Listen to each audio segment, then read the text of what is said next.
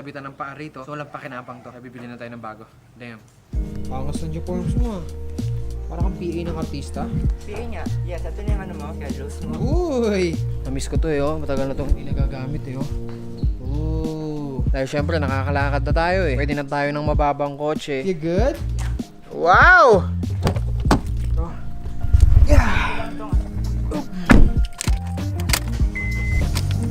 Namiss ko gumamit ng susi. Kahit nakakalakad na ako, hindi pa rin pwede na sobrang layo. Hindi pa rin pwede na sin yung buong mall. Ikot-ikot talaga kami dun sa loob. Sabi ng doktor, hindi daw pwede ganun kalayong lakaran. So kailangan ko pa rin dalhin tong wheelchair. Tanggalin mo na yung subwoofer sa likod. Kakasya yan. Hindi kasya yung wheelchair dito. Yan, tanggalin mo yan. Bunutin mo lang yan. Alright? Kasya kaya? Kasya?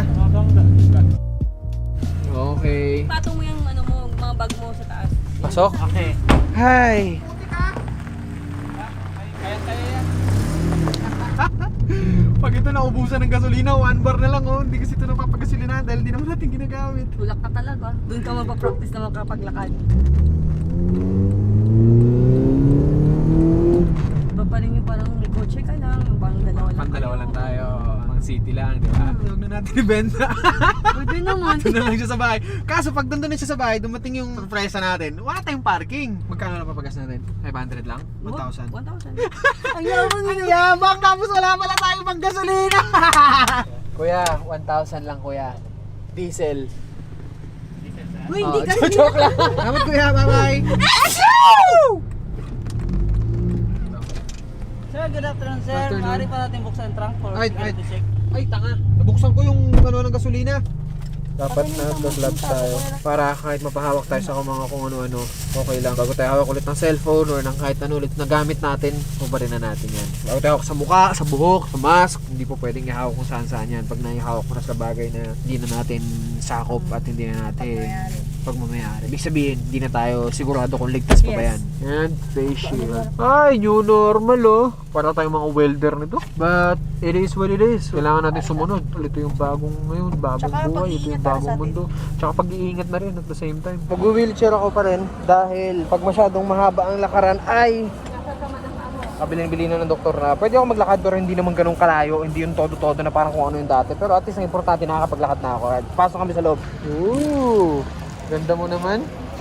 Oh yeah. Thank you. Alright. Ganda mo naman. Ganda mo. Isang ikot nga dyan. Isang ikot. Isang ikot. Sir, pwede po kanina po kayo sunod sa akin. Ganda mo kasi miss eh. Gusto ko tayo uwi.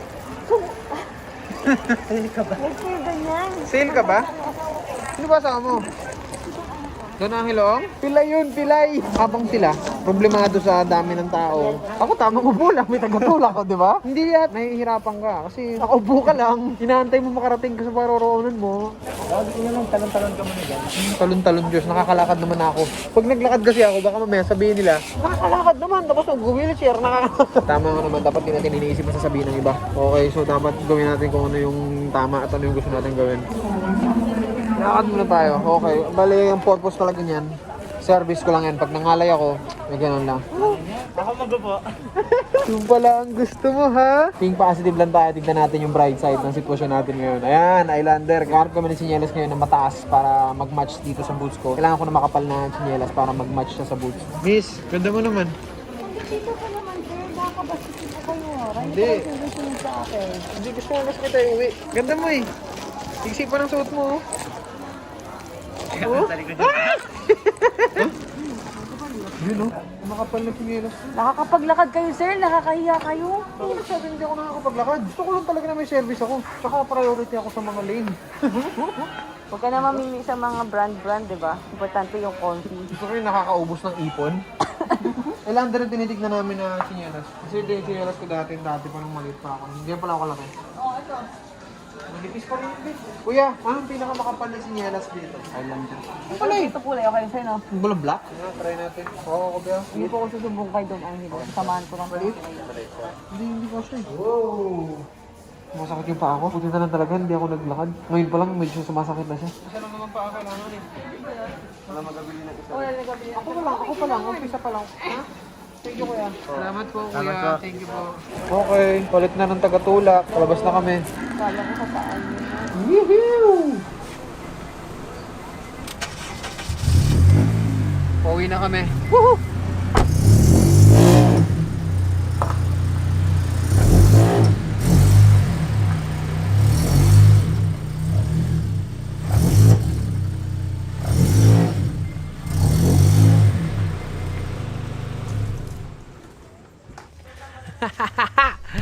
As you can see, I can walk now. Dati, hindi talaga po pwede maglakad. Kailangan talaga ng saklay. Malaking bagay na sa akin to ngayon. Kahit naka-boots pa ako, next year pa daw ako po pwedeng maglakad ng walang boots. Mas importante na nakakalakad ka na ngayon kaysa sa nakasaklay pa rin. Medyo napapagod pa rin ako, medyo masakit pa rin sa paa. Pero, okay lang. Importante, nakakalayo ako ng ganito.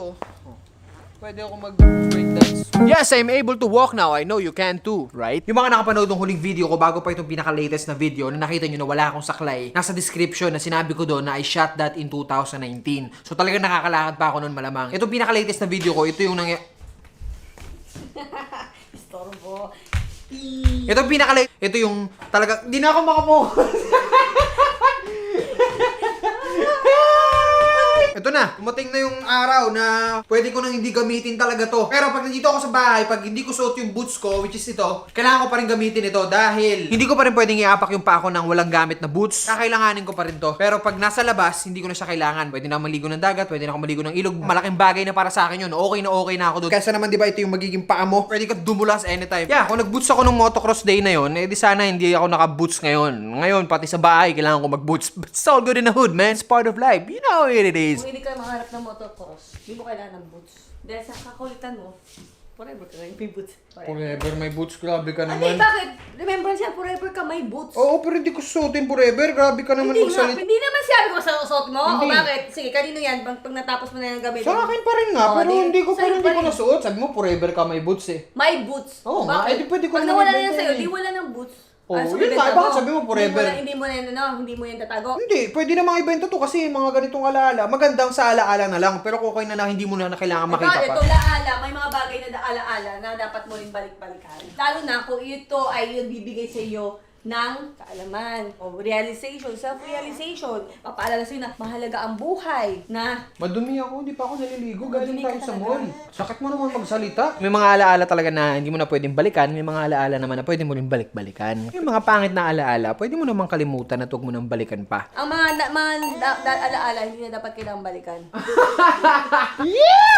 Yung kwento kasi talaga nun, pumunta lang kami sa doktor no isang araw kasi para ipa-check up lang yung paa ko. Pagdating namin doon sa ospital, in-x-ray yung paa ko, and then pagdating namin doon sa kanya, nandun yung x-ray sa kanya, nakita niya na pagpasok namin, wala man lang kahit anong sabi-sabi. Ang una niya kagad sinabi sa akin, tingin ko kailangan na nating iapak yung paa mo. Sige nga, maglakad ka na. Panoorin nyo. Lakad. Yun! Oh my God! Oh my God! Lakad ka ito sa laba. Tapos balik. Oh! Yun! Oh! Yun! Ano na to ha? Wala na to ha?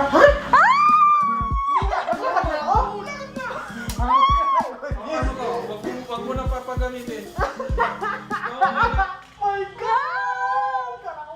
Ganon lang kabilis yun. Lakad agad. Tiwala daw agad ako sa paa ko. Nag-aalangan lang daw ako nun dahil syempre sa tagal kong hindi nilakad tsaka yung feeling na meron ko talagang screw sa paa. Kaya medyo nag-alangan din ako nung una. Pero ngayon medyo okay naman ako. Masakit lang din siya pag sobrang tagal ko na siyang inaapak, nilalakad. Ngayon medyo nalalaman ko na yung pinaka-limit ko lang talaga kung saan lang ako pwede maglakad. Sa totoo lang, di ko in-expect na mapapabilis na ganito. Sobrang effective talaga ng pagdadasal natin mga tol. Proven and tested.